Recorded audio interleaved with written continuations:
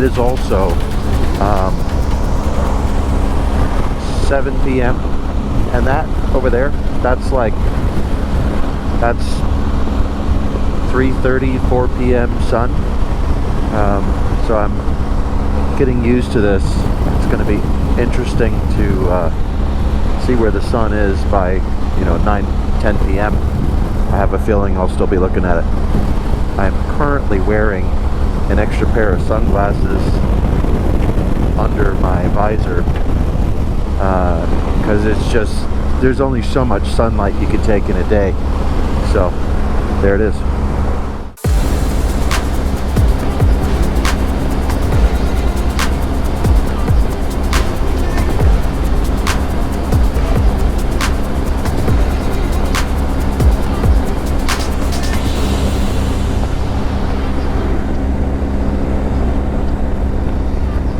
Is an hour slow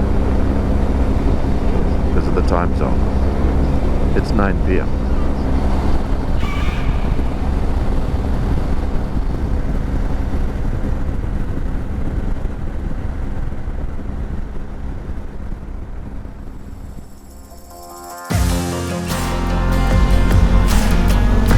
I don't know how long my battery's going to last. I'm probably going to have to pull over and change it at some point, but I hope it gets this.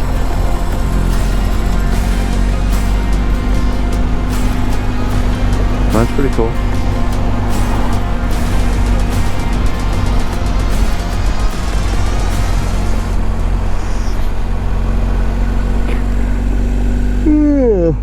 Got a ways to go. It is 9:24 and sun is still out.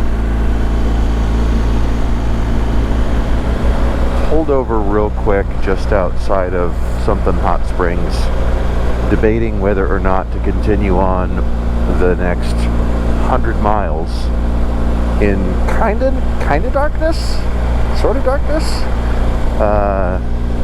or go. You get a little cold, about 58 degrees outside. So, I have a heated seat. I believe it's on. I have heated grips, and I just put on a heated jacket. Oh my god! I turned it in like full blast for a second, and it was like, nope, that's enough. I've got it on like the lowest setting right now, and it is just wow. It's not 58 degrees at all. All I have to do is just keep my hands on the bike, keep my butt on the bike, and then just dial that thing in a little bit, and I'm good to go. I was 470 some odd miles, just short of 500 miles today, and a little disappointed that I didn't hit 500 miles today. So that's going to change. I'm going to wait for these guys to get out of the way. And I got these lights right here. Bam! Doing their thing. So I think we're good. In a minute, I'm probably going to adjust those. They're a little down and up front. And I may pull the yellow covers off of them. I'm not sure yet. The main reason for this consideration was also that it's going to rain tomorrow until like 1 p.m. So I've got until I think 1 a.m. tonight to get through this before it starts to downpour, and then I think it's going to be raining back behind me until about like 1 p.m. So not only will I have come short of 500 miles in the day, but I'll have also lost a half a day if I stay there. So I'm going to push through. My final destination for tonight is Lake Louise, and I'm warm and everything's good. In fact, I'm gonna do this here real quick. I'm gonna this thing, and I'm gonna send my mom a text. That's pretty much what this thing does. There we go. So that's gonna let my people on my call list know that I'm alive. Let's see if it should kind of beep that it's doing its thing. kind of holding it in my peripheral vision while I look at this. Should have contact with a satellite here shortly and send some sort of a little message saying I'm still alive. So yeah, I think we're all good there. You can pack that back away. And because I definitely don't have any cell phone service right now. I'm going nowhere. Anyway, there it is.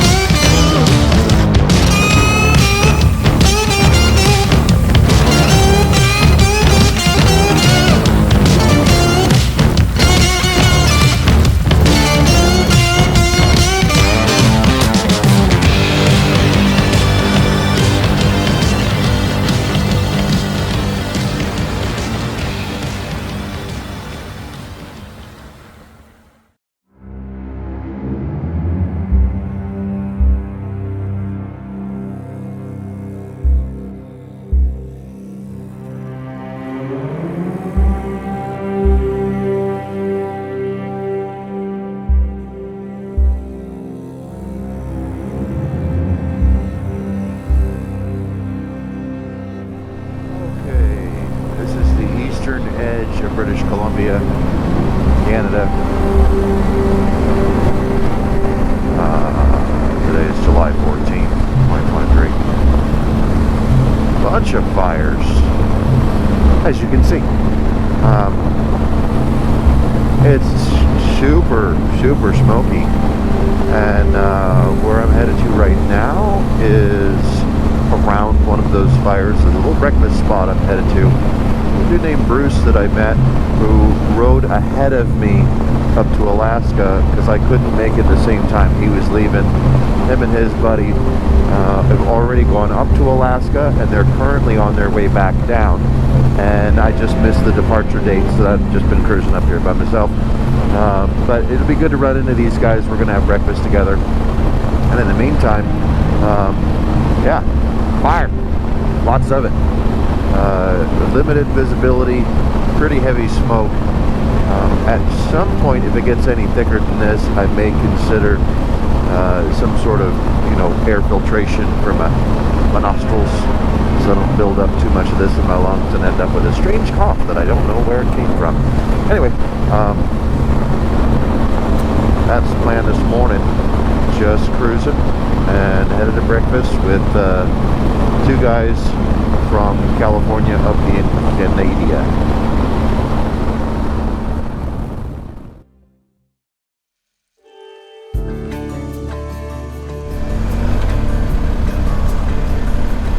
So these two guys I met in Hollister.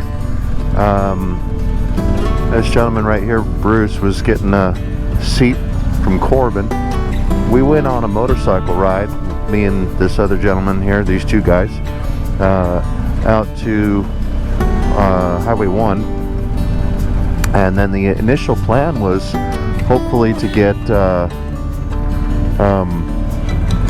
initial plan was to try and do this together, and as it turned out, you know, they needed to leave a little bit before I did. I still had a 4th of July event at the bar that I was trying to get the organization for and everything. Looks like he's asking for some directions. So anywho, that cat is just walking right up to him. That is so weird. Anyway,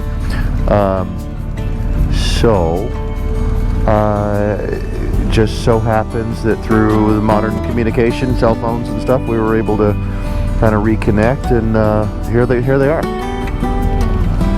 These guys have been all the way up to Alaska, up the Alcan, and I'm gonna find out where they've been. I don't even know exactly where they've been. I'm gonna find out here over breakfast. And so Bruce, who's leading right now, apparently knows where we're going, and then I'm gonna find out where they've been.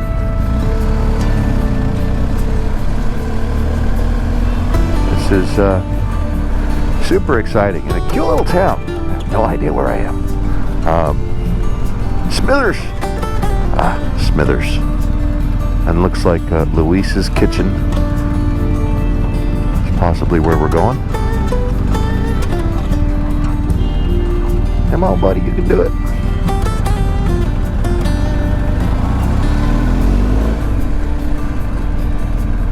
All right.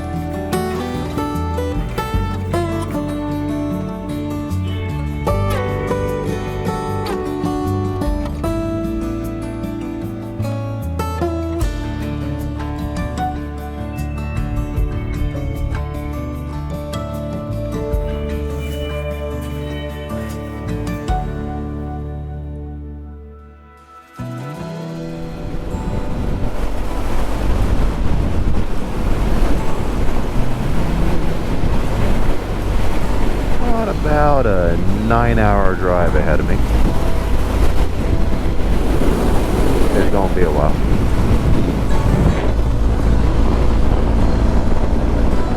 This is gonna take me through the Yukon Territory and put me into Watson Lake.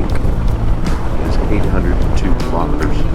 It's about 600-ish miles. I've done about 200 miles today thus far, but it is already 12:30. So,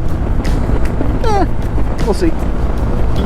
I do have my very first room reservation of the day because I got screwed a couple days ago when I arrived in Lake Louise without a reservation at midnight during the rain and paid $390 for a room, of which, you know, in hindsight, I probably could have bought all of the camping gear needed to survive the night in that one hotel stay. However, I'll be honest, you know, if I'm camping, I'm camping. If I'm on a motorcycle, I really like to be able to like take a shower, rest, because for me it's about being alert while I'm on the motorcycle, and there's no way you can really get restful sleep in 6 hours and then get back on a motorcycle with no shower and not be just tired and a little distracted, you know, uncomfortable.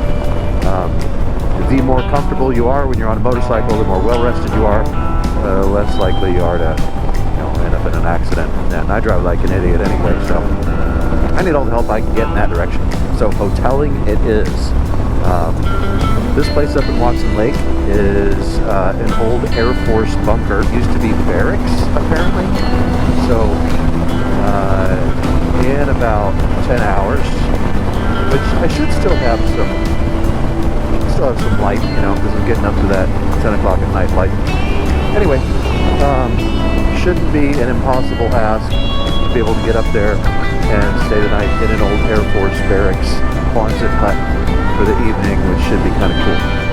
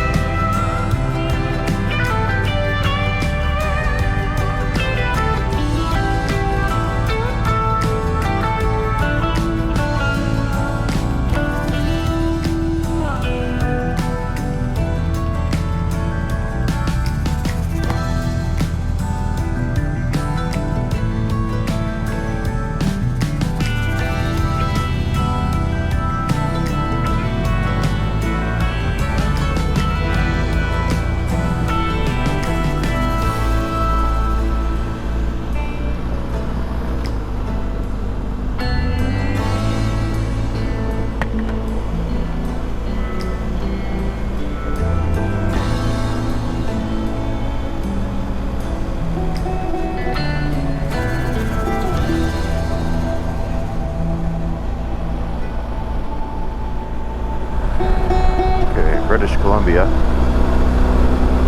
before the Yukon. Cute little shop back there. I should have caught its name. I didn't. I'm literally driving through a row of trees, and then it's like, oh, gas, cool. And you go in there, and oh, they have a little cafe, breakfast burrito. No Starbucks. Couldn't find one. Still haven't found a Starbucks. Trees. Plenty of trees.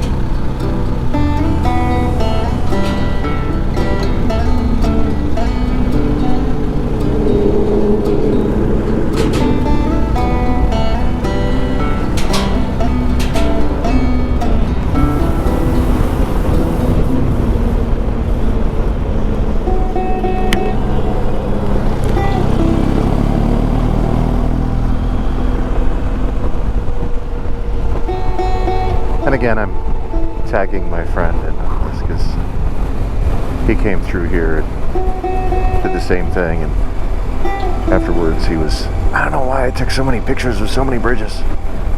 So now every bridge photo I take is dedicated to my friend Bill.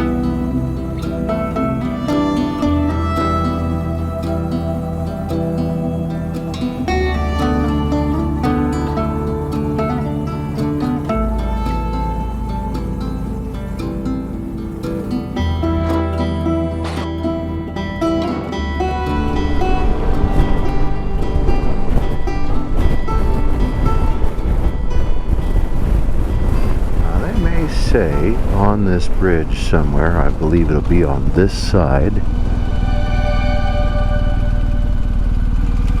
There it is.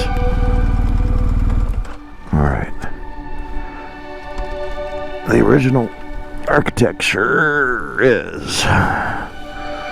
Built by Western Bridge and Steel Fabricators Ltd, Vancouver, British Columbia. I do not see a date on it. This looks very similar to the type of construction that was being done around Portland, Oregon, and the same kind of paint they used. But really cool. Just wanted to point that out. And there's stickers and shit tons of graffiti, so we'll go look at that next and see why. I'm supposed to turn left apparently, so let's figure that out. Now look at that. Okay, north of Dawson City or east to Keno City and all that garbage. So yeah, lots of stickers there. Lots of weird ass graffiti.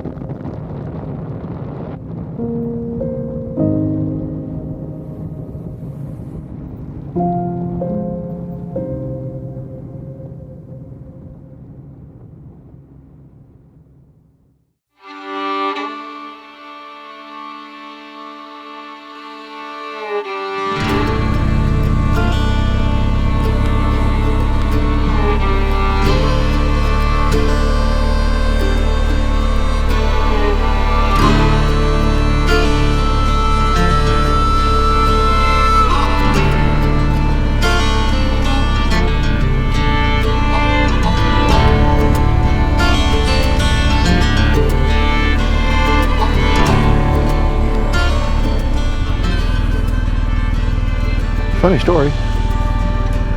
Last night, I was called a cad. A cad. I mean, that's some 1800 shit right there. There was a lady sitting at the bar, and there was a drunk guy sitting about 4 seats down from her. I was not aware that he was hitting on her. I wasn't hitting on her, I just overheard. She was a concierge, and she was doing some kind of a tour boat thing where she takes the people from the cruise line ships and then takes them on tours, and I said, oh, I have a friend in Hawaii that does that same thing. She goes, I would love to do that same thing in Hawaii. I said, well, let me give you my phone number. I'll give you my friend's phone number, and if you two can work something out, then great. Here's my friend's phone number, and you just take it from there. I'll give you an introduction, and I hope it works out. This guy stands up, and he goes, you are a cad. I said, excuse me? You heard me. Fuck off. And this guy was, what's the nicest way I can say it is, this guy should not have been talking as such. I kind of wondered whether he had a gun on him or something, because clearly he was way too small to be talking to somebody like that. So, you know, I just kind of had to, you know, whatever, blow it off and just, I own a bar, so I see drunk people all the time, so I just kind of forgive people their trespasses when they clearly don't know what they're getting themselves into. Everybody else in the bar was like, you're not going to let him say that to you? I'm like, yeah, I really don't care. Guy was clearly out of his mind. Somewhere around this beautiful little town is the ferry that goes across, and I feel like I'm going the wrong direction. So I'm gonna go cruise around the other direction because I still feel like I'm going the wrong direction. So I'll get back to you when I get to that ferry. I thought I was going the right direction. I don't know why this thing's telling me, but this is why you should carry 2 GPSs with you. That just made no kind of sense. Anyway, let's see. Large trucks and buses, small vehicles, RVs.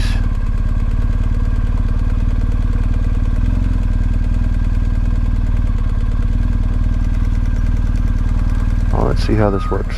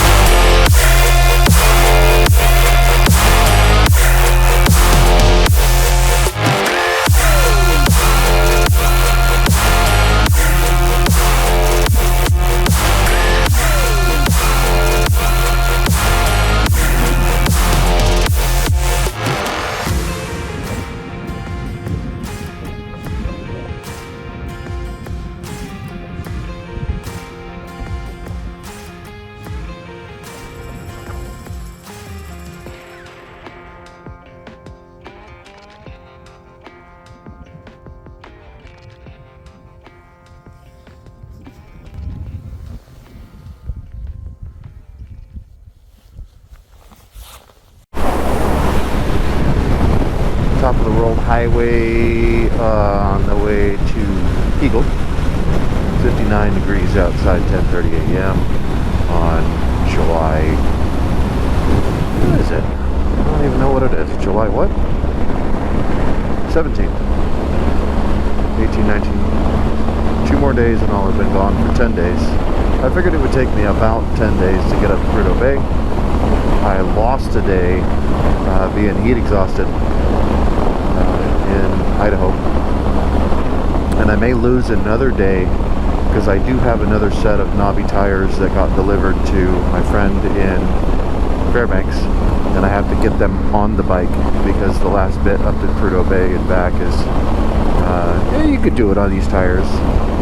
Just another friend said, you know, throw some knobbies on there, you'll thank me later. So I've got a cheap set of knobbies that I can just go tear up on that road, and I think they'll give me a better tire for the condition. I know guys that have done it. Again, you can do it on a Harley. I got a buddy that I follow on Facebook, RW Road Warrior. Dude's a legitimate badass. He has a, I think it's a road glide with ooh, it's slippery there. He's got a road glide with, God, he's pushing somewhere near, I venture to guess 800-ish thousand miles, like a lot of miles. And he took that thing all the way up there. Of course, you know, it's down low, you bounce all those rocks around. I think he had to replace something like exhaust manifolds or something. There's some stuff that got rattled up pretty good on it. But given the age of the bike, and not bad, you know. And yes, you can do this on a Harley. I miss having a dirt bike, and being able to ride a touring dirt bike all the way up here, and the way it handles on these roads is just fantastic. So I like the riding experience I get. I don't feel like I have to be a purist and wear dance shoes while I'm hiking just to prove a point.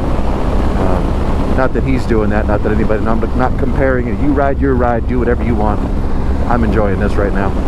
And I still enjoy my Harley for all the things that I enjoy my Harley for. When I do another cross-country trip across America, it will probably be on Harley. If I do more of this off-roady stuff, it's going to be on this, because this is a Cadillac off-road. So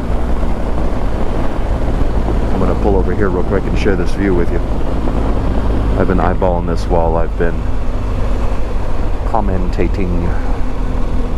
Let's see, look at that. I wonder why they call it the top of the world road. Well, it really does feel like, you know, like that's way, I don't know if you can even see that one that's way out there.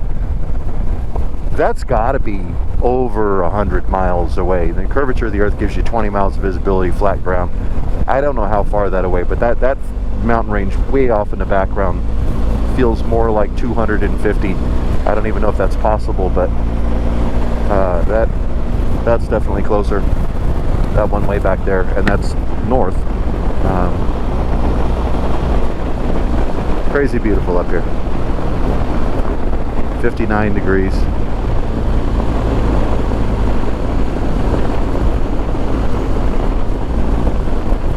Pay attention to what I'm doing here, because going up roads, I love going up roads. Going down, you gotta watch the corners. It's a lot harder to stop when gravity keeps pushing you forward. So I'm gonna get back to what I was doing.